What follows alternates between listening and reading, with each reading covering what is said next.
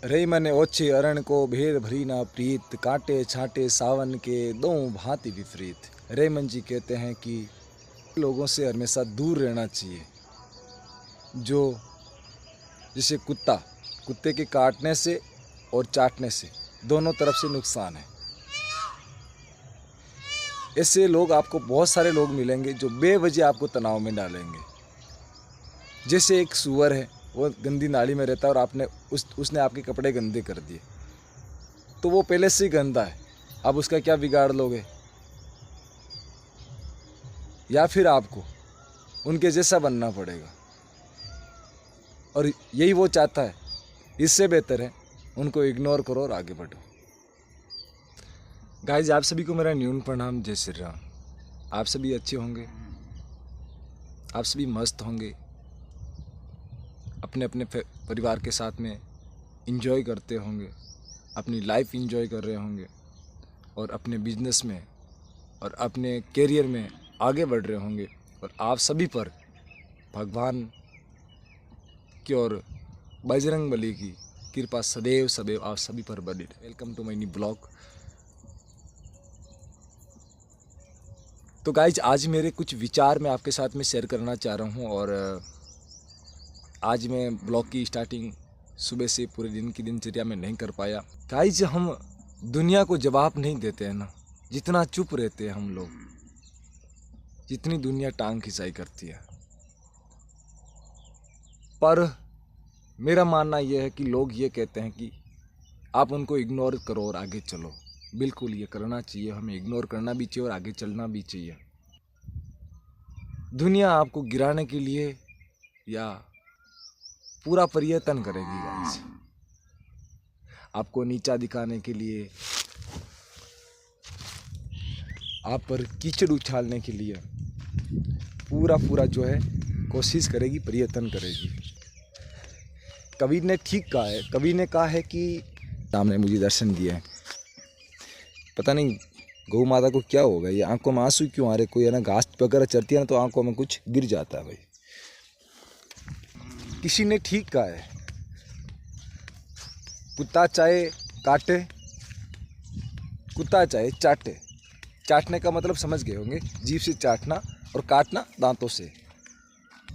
उसी प्रकार से अगर कोई व्यक्ति हमें गिराना चाह रहा है, हमारे ऊपर कीचड़ फेंक रहा है, तो हमें उनके जैसा बनना पड़ेगा। या तो हमें भी सूअर जैसा बनना पड़ेगा, तब जाके हम गंदा कीचड़ लोगों पे उछाल सकते हैं। या फिर हम जैसे कामयाब हो गए और हम जो कोई व्यक्ति है उसकी बराबरी हम नहीं करते, उसकी बराबरी हमने कर ली, और फिर हम उनको नीचा दिखाने या नीचा गिराने की कोशिश करें, तो हमें और उसमें क्या फ़र्क रहेगा? कोई फ़र्क नहीं है। इसी प्रकार से ऐसे लोग हैं, तो ऐसे लोगों के मैं ज़्यादातर दूरियां बना के रखता हूँ। उसके बावजूद भी कभी कभार वो मेरे सामने आ जाते हैं या मेरे इर्द गिर्द आ जाते हैं, तो कभी मुठभेड़ हो भी जाती है। पर गाइज, मैं भगवान से और बालाजी महाराज से यही प्रार्थना करता हूँ कि ऐसे लोगों से, मुझे जो बुरा चाहते हैं मेरा और मेरे बारे में बुरा सोचते हैं, ऐसे लोगों के हे भगवान मुझे दूर रखना, उनसे मैं दूरियां बना के रखूं, और आपका आशीर्वाद हमेशा मेरे साथ रहना। गाइज, एक बात और है, जब तक आपके साथ में भगवान है, भगवान का आशीर्वाद है, तब तक ये दुनिया आपका कुछ नहीं बिगाड़ सकती। गाइज, पिछले 2023 से 23, 24 और ये 25 चल रहा है, 3 वर्षों में मैंने इतना कुछ सीखा है। हालांकि मैं कमजोरियाँ किसी को बताता नहीं हूँ, पर तो कमजोरी ये है कि मैं किसी का बुरा करता नहीं और मेरा बुरा सुनता नहीं। बस ये कमजोरी सबसे बड़ी है। पर ज़्यादातर मैं चुप ही रहता हूँ, हर किसी को कुछ कहता नहीं हूँ और बोलता भी नहीं हूँ। अगर किसी को मैंने कुछ भी कह भी दिया तो उनको अच्छा ही कहूँगा, बुरा कभी नहीं कहूँगा। और तो गाइस, 2023, 24 और 25 के अंदर मैंने बहुत ज़्यादा संघर्ष किया, और जहाँ मुझे मेरी जेब में 10 रुपये नहीं थे तो मुझे मेरे भगवान ने हर तरफ से मुझे सपोर्ट किया, मेरे प्रभु का आशीर्वाद रहा और मुझे मेरा काम कैसे भी बनो मेरा बन गया। बुरे वक्त के अंदर नहीं अपने काम आएंगे, नहीं आस पड़ोस वाले लोग काम आएंगे, सिर्फ ताना मारेंगे, ताना के अलावा कुछ भी नहीं मारेंगे, सिर्फ ताना मारेंगे और कुछ नहीं। बस आपकी कोई भी मदद भी करेगा ना तो उसको भी बोलेगा भाई तू मदद क्यों कर रहा है। तो ये कहेंगे भाई दुनिया ताना मारने के अलावा कुछ भी नहीं करती है। बस आपकी अगर कोई मदद कर रहा है तो उसको भी मना करने की कोशिश करेंगे भाई वो मदद क्यों कर रहा है। तो अगर आप खुद में अगर जान है, सबसे बड़ा भरोसा रखो भगवान पर। नित्य सुबह उठो, शाम को और दोनों टाइम भगवान के कीर्तन करो, भगवान के भजन करो और भगवान का आशीर्वाद रहो, उनके चरणों में रहो। आपका कोई बाल बांका नहीं कर सकता। तो भाई देखो यहाँ पर देखो भेड़ भी है, ये बकरियाँ चल रही है यहाँ पे। ये देखिए वाइट बकरियाँ हैं और इस साइड में ये पूरा जंगल है गाइस। ये मेरा ही खेत है। कल मैं आपको पूरा विजिट कराऊंगा इस हमारे खेत की, और जो हमारी ये ज़मीन है, हमारा जो घर है उसका कल फाइनली पूरा जो हम करेंगे। जो ये हमारा पूरा इस कल का जो ब्लॉग बनेगा पूरा जो आपको विजिट करवाएंगे कि पहले हम कहाँ रहते थे और हमारा जो जन्म के टाइम में मेरे घर कहाँ था और उसके बाद में मेरे परदादा वगैरह कहाँ रहते थे, हमारी कितनी ज़मीन है और अब कहाँ रह रहे हैं। अब रह रहे हैं उस घर में हम कितना वर्ष हो गए हैं। तो गाइस हम कल पूरी इसके बारे में चर्चा करने वाले हैं। और जिस लोगों ने मेरी मदद की थी ना उसको मैं तहे दिल से धन्यवाद देना चाहता हूँ। कभी कभार हम नहीं चाहते हुए किसी लोगों से हमें जो है बहसबाजी हो जाती है गाइस। हम नहीं चाहते हैं कि हम किसी से पंगा नहीं करें या किसी से लड़ाई झगड़ा ना हो, उसके बावजूद भी कोई न कोई शुरुआत वो अगले वाला कर देता है।